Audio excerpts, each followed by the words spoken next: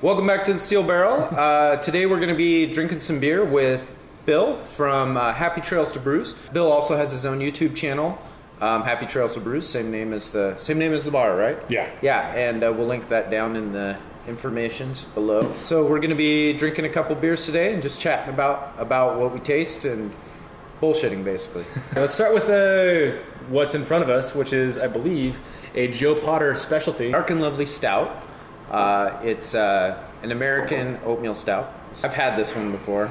Really? Yeah. That's strange. I wouldn't expect that. To be fair, so have I. Re-reviewing. I guess I can explain, since I brewed the beer, what's in it. Can I guess the malts? You can guess the malts, yeah. I just thought about that. I'm pretty sure I can take a decent stab at what's in there. Okay. One of the big things that comes across right off the front for me is the chocolate malts. You get kind of a powderiness and then it's kind of a chocolate overlay, whatever you want to call it. Mm-hmm. That comes through a lot to me. And then I get a little bit, so in stouts, people usually either use roasted barley or black malt. On this one, I'm going to guess black malt. I get a little bit of almost a smoke to it. Is that in there? No black malt. No It's black actually malt. Just I was wrong on that one. Just roast and chocolate. There are 2 base malts, if you don't count the oatmeal. You don't count the oatmeal, okay? You know, I use a lot of high color pale malt. Victory. Victory, oh, okay, that's a base malt, but it's that's like an intensely flavorful. I was going to say Victory in there. But Victory is a strongly diastatic base malt. It's a real base malt. So Victory, to explain that to people, is an intensely toasted bread flavor. So if you get any sort of that toasted bread, that middle to it, and it's got a little bit of almost a tannic bite, but not quite. It's the beer version of tannic bite. That's Victory malt. I could see how in the right ratios that might give a little bit of smoke, charcoal type character to it. I could see that. Maybe that combined with the roasted barley, something like that. Yeah. And then as far as the hop bill, there are 2 hops that I absolutely love in stouts, and I use them all the time. For my bittering charge in almost every stout I brew, I use German Magnum. It's an excellent stout hop. Yeah. And then for the late edition, I use Chinook. 2 hops. 2 hops in stouts. That I've come to love in stouts. I feel like they really complement roasted malts. And you get a really nice roasty nose on it, and I know what I'm diving into. So once I get it on my palate, I can taste the chocolate start off, and then it rolls through, and it becomes that nice roasty coffee finish. And this I could drink all day because it's got that lightness to it. It's almost crushable. Really just something you can just dive into. You can keep going with it. I could probably down a 6-pack of this. Right before bed, that's the way to go. That's what I do. Right before work. I also, every time I brew this beer, I split the batch and I do a coffeed version of it. This plus this and coffee, I can see that being fantastic. Yeah, I get a lot of that kind of chocolate and then roast up front of the nose. When it lingers back on the palate, that chocolate kind of coats. I call chocolate in beer a lot of times, I call it powdery. It kind of coats your mouth a little bit. It's intensely chocolate flavored, but it doesn't have any of the sweetness of eating a chocolate bar. It's present in this beer for sure, and it's a big part of the character. I agree with you, it being on the light end of the stout spectrum. It just doesn't have a ton of residual sweetness that kind of weighs down your palate. It's flavorful. It's big. It could be a one-off, a slow sipper, or for us more experienced beer drinkers, it maybe have desensitized our palates over the years. It's something that we can down a 6-pack of. To me, a stout, a dry stout of any kind, is what I'd call pizza beer. A lot of people think of a stout, they think they're sitting there sipping it slowly.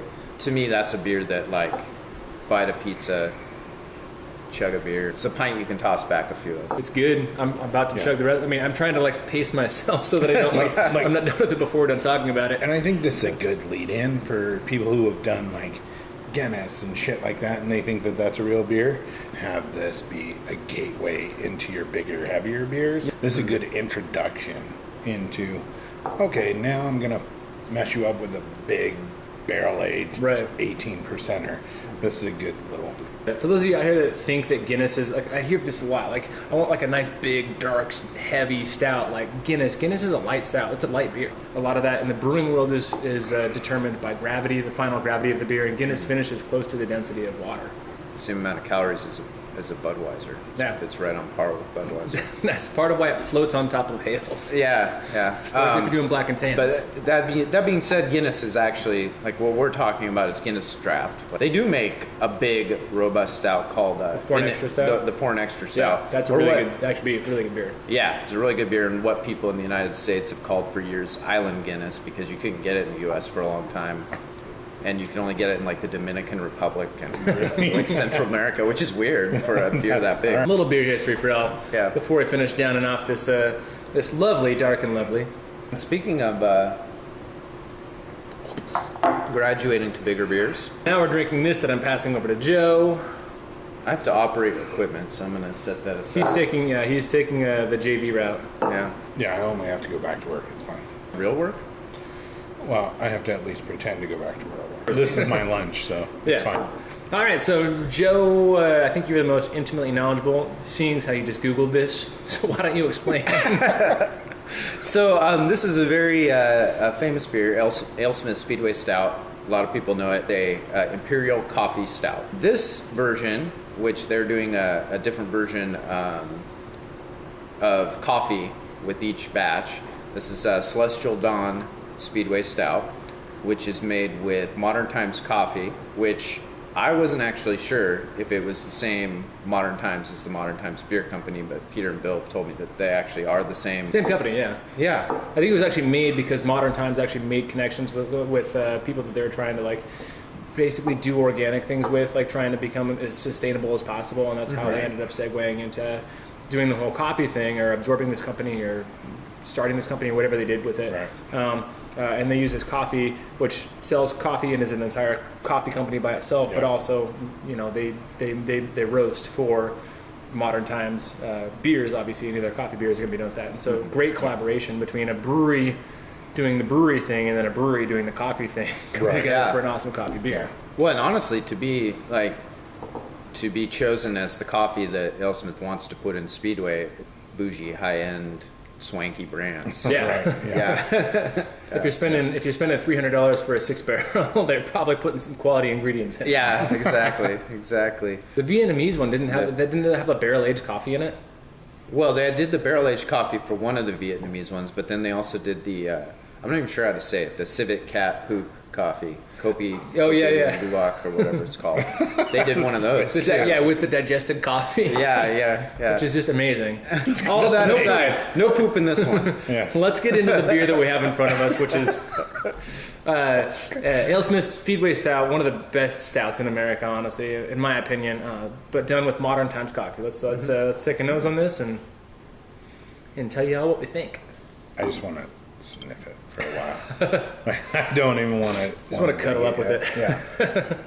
Really big. I mean, it's not just the coffee, but you've got like big, like molassesy notes kind of coming up underneath it. Mm-hmm. And then the coffee actually comes through. It doesn't come through as like a sharp or bitter coffee at all. The coffee is subdued. It's rounded. It's got character to it. You get a little bit almost like berry notes from the coffee. Okay. Yeah, I was gonna say fruity. It's like a fruity coffee. Yeah, absolutely. You know, if you ever like, if you just get like a straight shot of like a really good espresso, and it's almost like a sour bite to your palate, like like you bit into a raspberry or something. Right. Like it's that kind of fruitiness. Like the smell is velvety. It's that smooth and just rolling across it. Oh.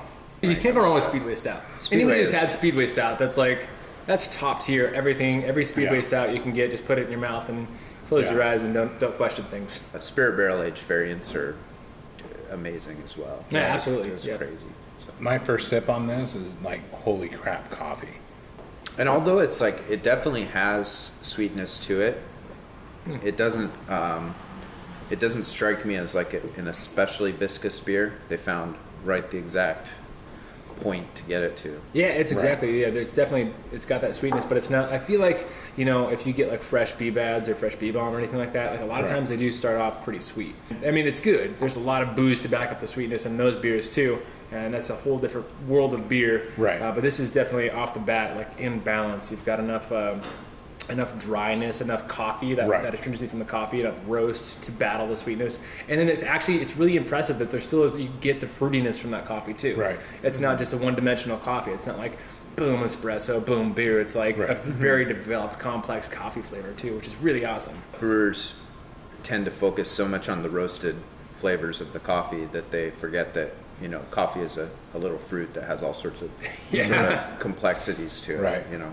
I think the biggest shocker to me was that I was expecting, this is a fresher version, right? Mm-hmm. So I was expecting a lot of alcohol on the back end. Mm-hmm. And I don't get that. No. Like, it's a bigger beer, but it's not, you don't get that alcohol burn on the back of your throat. 13%. There's a ton of booze in here, but it's not boozy. Yeah. You don't get that breathing fire alcohol burn after you've taken a drink of it. I actually didn't even think to mention the booze for that exact reason. Right, because it's not.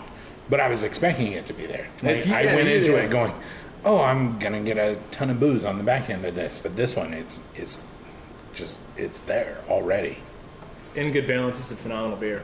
And as it warms up a little bit, I even get like a little bit of a savory character to it. You know, This could be dangerous. If I was here more often, this would be put me down. Yeah. Comment below if you want to see him fill up a crowler of an Imperial Barrel Aged Stout and then shotgun it. That'd be an amazing video. Just see how fast I can hit the floor after that. Yeah, exactly. Like, and thank you. And you just got a time lapse. you won't believe what happens next. There I am, just snoozing like a baby with a big smile on my face. Be sure to check out Bill's channel. Happy trails to Brews, and keep posted on when his pub opens up, which actually, with how long this video takes to get out, may actually be pretty soon after you view this. So be sure to check that out. Links in description. Like, subscribe, comment. If you're interested in more steel barrel stuff, ring the bell for notifications. And then if you've got any ideas of what you would like to see us do next, make sure to comment that below, because we love hearing advice and we love responding to that. And we've got a lot of beer to try, so if that's what you want, like, just let us know. We've got it. It's here, guys. Just do it. Yep. Oh. Okay. Cheers. Cheers. He's just drinking. God. I don't cheers, I just drink, dude. I got time for that. Skip a step. Right, yeah. I gotta get it in my face as fast as possible. All right. Cool. Feels good. Good.